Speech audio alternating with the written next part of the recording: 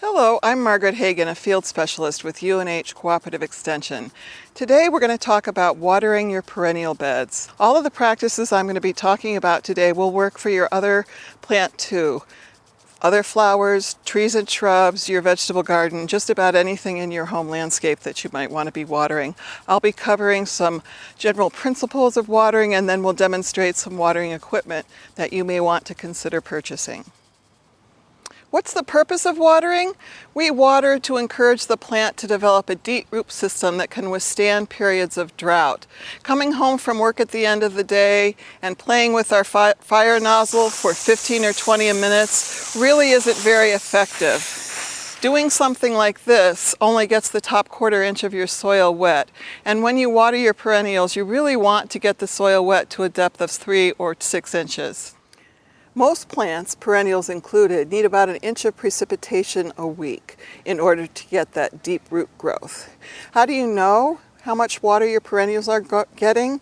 The simplest thing to do is to put out a rain gauge or a couple of tin cans so you can measure the amount of water that comes from rainfall each week.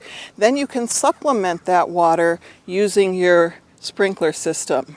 Because everybody's hose diameter, water pressure, and sprinkler systems are a little bit different, you'll need to take those cans and put them under the spray pattern of your sprinkler and time how long it takes you to put 1 inch of water in your beds.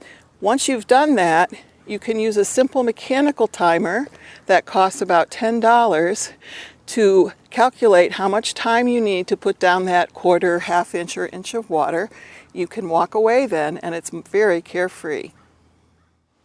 If you have no idea how much water your perennials have gotten in recent weeks, the simplest thing to do is to use a simple straight edge spade, put it in your garden, use your foot to go down a couple of inches, bend the spade back, and look at how moist the soil is.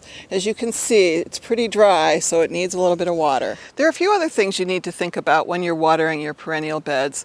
When perennials are stressed from lack of moisture, they tend to go a little bit off color and they'll droop over a little bit. Unfortunately, the symptoms for overwatering are exactly the same. Drooping plants. If you're not sure which problem you have, use a scratcher or a small shovel to dig in the soil to see how moist it is. Overwatering can lead to foliage diseases and also crown and rot diseases, so you really don't want to do that. Another thing that it helps to know is what kind of soil you have. This is a very sandy soil, so water tends to move through it quickly, and you'll have to water more often, especially during the hot, dry days of summer. If you have a more clayey soil that holds water well, you can count on having to water a little bit less. Lastly, make sure you water your perennials all the way up until November when the soil freezes. If roots are moisture stressed going into winter, it makes it just that much harder for the perennial to survive. How do you know what hose to buy? Cheap hoses tend to kink very easily and sometimes crack, so they can make watering a real pain. Hoses are made out of rubber or nylon, or sometimes a combination of both. The best hoses have multiple reinforcing layers of fabric like rayon or nylon, and they're much harder to kink and they're much more durable.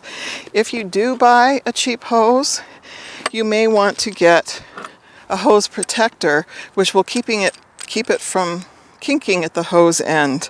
Other accessories that might help you with watering are hose guides to keep your hose out of places where you don't want it. Extra washers are always a very handy thing to have on hand. And if you're using multiple hoses, get a multiple connection so that you can run 3 or 4 hoses off the same spigot. Here are some examples of rotating sprinklers. Just down below me is a pulsating sprinkler that would be used to water foliage at a low level. If you need to water plants that are 6 to 8 feet tall, simply drive a hollow pole in the ground and put your pulse sprinkler right into the pole, and it will reach much higher levels. Drip irrigation systems provide water through holes or emitters in flexible plastic pipes with tubing leading off to various sections or plants in your garden. They can be a little bit expensive, but they come in kits like this one for home gardeners to install, or you can purchase a more expensive one and have a professional install it. They actually save time and money in the long run, but they are a little bit expensive. Lastly, once you've learned how to water your perennials, you might want to consider adding some mulch to the perennial bed. Mulches help to conserve water, they smother your weeds, and they moderate your soil temperatures. Organic mulches like grass clippings, pine needles, shredded wood chips, manure, compost, almost anything will work, and they will provide added benefits to your perennial bed as the organic matter breaks down and enriches your soil. Hoses that have nozzle ends are ideal for reaching individual plants for a little water help when getting established. But doing this, like using the fireman's hose implement, doesn't really get good coverage. These are great for hanging baskets. For more directed water that goes right at the base of your plant, you might want to use something like a fan sprayer or this Rose, or bubbler as it's also known.